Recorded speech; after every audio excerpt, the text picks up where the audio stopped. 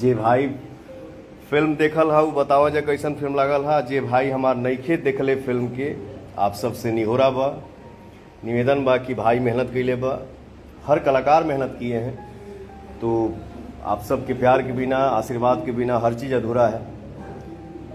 तो हम यही कहेंगे कि सब परिवार मिलके फिल्म के देखी जा और अपने बेटा और भाई के आशीर्वाद दी जा।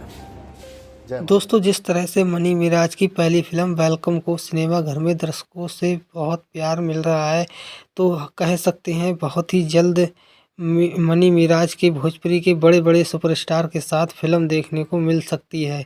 अगर दोस्तों आप लोग भी वेलकम फिल्म को सिनेमा घर में देखें तो नीचे कमेंट करके बताइएगा दोस्तों ज़रूर आपको मिनी मिराज की फिल्म वेलकम कैसा लगा है। बहुत ही ज़बरदस्त कॉमेडी से भरपूर फिल्म है, तो एक बार ज़रूर जाके सिनेमा घरों में देखिए। और मनी मिराज को आप किस तरह हीरो को भोजपुरी हीरो के साथ अगली फिल्म देखना चाहते हैं, नीचे दोस्तों हमें कमेंट करके ज़रूर बताइएगा दोस्तों।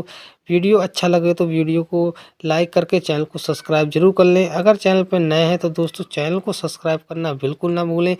मिलते हैं तब तक के लिए ऐसी नई वीडियो के साथ नई नेक्स्ट वीडियो में दोस्तों। जय हिंद, जय भारत।